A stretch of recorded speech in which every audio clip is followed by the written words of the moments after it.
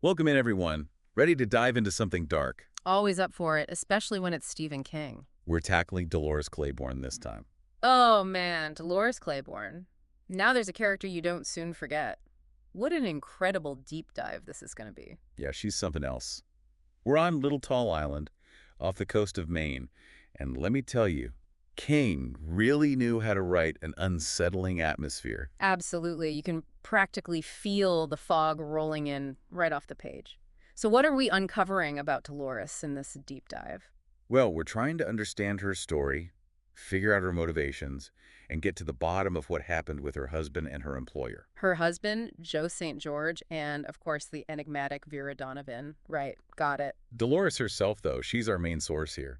She's speaking directly to us, the readers, and she's not holding anything back. Oh, that's right. She confesses right from the start, doesn't she? She does. Says she killed Joe, straight up admits it, but insists she had nothing to do with Vera's death. Classic King right there.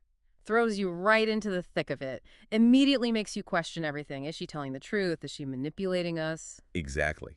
And that's what makes it so gripping, trying to decipher what's real and what's not. Yeah. It's like he's playing with our expectations from the very first page. So where do we even begin with a confession like that? I think we need to start with Little Tall Island itself. King really emphasizes how isolated it is, almost claustrophobic. Right. And that isolation, that feeling of being trapped, it's almost like a character itself in the story. You've got the two towns, Charbeau and Little Tall, connected by this total eclipse back in '63. Oh, yeah, the eclipse. It's like that event casts a shadow, literally and figuratively, over the entire story, almost as if it sets the stage for all the darkness that's about to unfold. Exactly. King masterfully uses that eclipse as a symbol of the hidden darkness that exists everywhere, even the most remote corners of the world. And Dolores, well, she's a character who knows a thing or two about darkness. That's an understatement. She's raw, she's unapologetic, and she clearly wants to make sure we hear her side of things. It really makes you wonder, what would drive a woman to confess to one murder while so vehemently denying another? It's the million-dollar question, isn't it? Mm-hmm. And to really understand her actions, we have to dig into her past, especially her marriage to Joe St. George. Because, let's be honest, it wasn't exactly a love story. Not even close. Remember how Dolores describes him? She talks about his smooth forehead like it's the most fascinating thing about him. Right, like it's the only thing she could find to focus on. Exactly. It's such a small detail, but King uses it brilliantly to show just how little passion there was in that relationship. It makes you wonder, what did she see in him in the first place? Or maybe the better question is, what choices did she feel she had? Right. Was it just the isolation of the island, or were there other factors at play? King doesn't give us easy answers, does he? Not a chance. He makes us work for it, makes us consider the complexities of Dolores' situation. But one thing's for sure, Joe St. George was no saint. That's putting it mildly. He was controlling, manipulative, abusive. Dolores doesn't hold back on showing us his true colors. No, she doesn't. And the way he uses his past as a recovering alcoholic to get work, that always struck me as particularly manipulative. Oh, absolutely. He knew exactly what he was doing, playing on people's sympathies to get what he wanted. And that darkness within him, it takes an even darker turn when Dolores discovers he's been abusing their daughter, Selena. Oh, that scene on the ferry when Dolores confronts Selena, it's absolutely heartbreaking. Selena's confession, the way she describes picturing suicide, it's chilling. It's a pivotal moment in the story. It shows us the devastating impact of Joe's abuse and how far Dolores is willing to go to protect her children. And that fierce protectiveness, that's what fuels her actions. When she learns that Joe stole their children's college funds, well, that's when something in her snaps. It's the final straw. She's determined to protect her children from him, even if it means taking drastic measures. And that's where the eclipse comes in. This rare celestial event becomes entangled with Dolores' fate. Almost like it's some kind of catalyst. Yeah. Like this cosmic shift that's going to change everything for her. And it's not just them caught up in this eclipse thing. Right. Vera Donovan, Dolores's wealthy boss. Oh, yeah, Vera, right? She gets in on the act, too. Well, she's got her own thing for the eclipse, doesn't she? Oh, totally. Remember, she's the one who charters that ferry, the Island Princess. Oh, that's right. For the whole afternoon, talk about extra. Right. I mean, who does that? Like, come on, Vera. It's just an eclipse. I know. But I think it says a lot about her character. Right. Like this whole grand gesture, chartering a ferry, total Vera move. So Vera, right. She's acting stranger than usual. A little bit, yeah. And Dolores even picks up on it. Really? Yeah, she mentions that Vera's like, happy, like really happy, which is Which is weird for Vera. exactly, it's not her usual style. Yeah, it's creepy almost, especially with, everything that happened later. Yeah, you've got that eclipse looming, that sense of dread just building.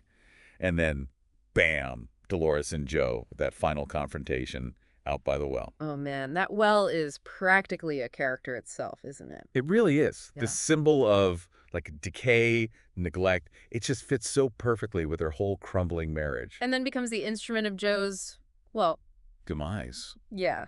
And Dolores, she doesn't even try to sugarcoat it or anything. I know. She tells us straight up how she checked it weeks before, made sure that cap was. Oh God, just rotten enough to give way. Exactly. Chilling. That's cold, man. That's It's cold. like her pragmatism kicks in?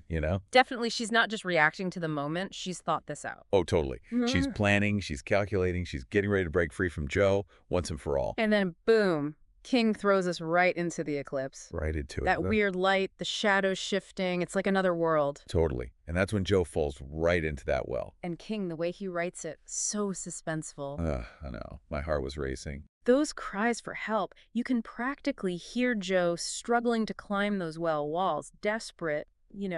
And for a second, just for a second, you think maybe Dolores will help him. It's like King makes you feel bad for Joe even after everything he's done. Totally. It's amazing how he does that. But then you remember Selena. Right. Dolores' daughter, that's her driving force, her reason for everything. And it's that image of Selena, safe at summer camp, teaching the other kids how to watch the eclipse safely. That's what makes Dolores' mind up, She has to protect her children no matter what. even if it means making an impossible choice. Because let's be real, that's what it is for Dolores, an impossible choice. But even though Joe's gone, it's not over for Dolores, is it? No way the whispers start. Oh, those whispers. They're everywhere on the island, those accusations, the suspicion, they never really go away. And it's like she's trapped, haunted by what happened that day. You said it, haunted. King's really good at using those phone calls, those anonymous threats, to show how suffocating that kind of suspicion can be, especially in a small town. And that feeling just intensifies when Vera dies, years later. Yeah, it's like the eclipse set something in motion, and Dolores, she can't escape it. It's like the island itself is holding her prisoner, forcing her to confront her past. And with Vera gone, those whispers, those accusations, they just get louder, don't they? Pushing Dolores to the edge all over again. Totally. But before we get into Vera's death, we've got to talk about her and Dolores.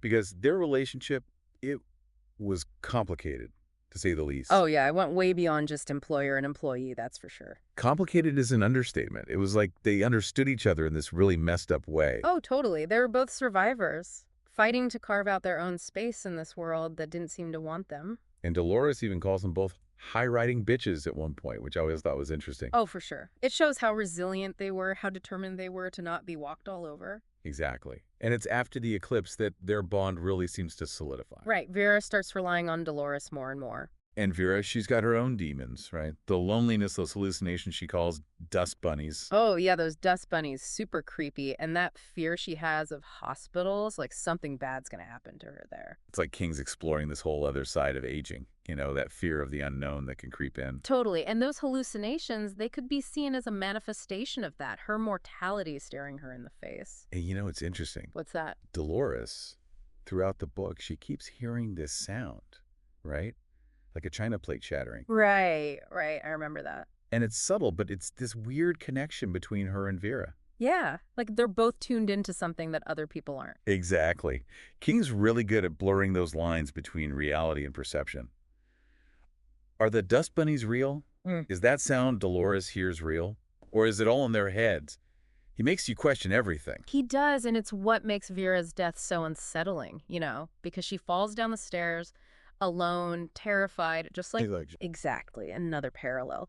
But this time Dolores doesn't do anything. It's like she's faced with that choice again, that echo of her past actions. And it's the climax of the whole story, isn't it? That decision, or lack thereof, it changes everything, because Vera, in her last moments, she calls out for Dolores, just like Joe did. It's chilling, like that question of whether Dolores is a bystander or an active participant in both their deaths. It just hangs there. Right, and King, he doesn't make it easy for us, does he? Not at all. He wants us to wrestle with that ambiguity, with our own assumptions about guilt and innocence. Because Dolores, she's already proven she'll do what she has to protect herself, to protect her children, Exactly. So are we really that surprised when Vera ends up dead too? especially with that inheritance. Like $30 million dollars all left to Dolores. Talk about adding fuel to the fire. Right. It makes you wonder, was it an act of love? A final screw you to the rest of the island? Or was it something else entirely? It's like, on the one hand, you can see it as Vera looking out for Dolores, knowing what she's capable of. Yeah, like she's entrusting Dolores with the means to fight back against the whispers, the judgment. But on the other hand, it makes you question everything about their relationship. Was it genuine? Or was Vera manipulating her right up until the very end? We're left with more questions than answers, which, knowing King, is probably exactly what he intended. Totally. He leaves us with Dolores' voice ringing in our ears. It was an accident, wasn't it? And it's brilliant because Yeah. he forces us to decide, do we believe her? That's the beauty of Dolores Claiborne, right? It's not about finding easy answers. It's about confronting those uncomfortable truths about human nature, the choices we make when we think no one's watching. Absolutely. It's about that fine line between survival and something much darker, and sometimes those lines, they get blurry. They really do. Well, that was a wild ride, and I have a feeling we'll all be thinking about Dolores Claiborne for a long time to come. Oh, for sure. This deep dive just scratched the surface. King's work, there's always more to unpack. Absolutely. Until next time, everyone, happy reading. And remember, sometimes the most unsettling monsters are the ones hiding in plain sight.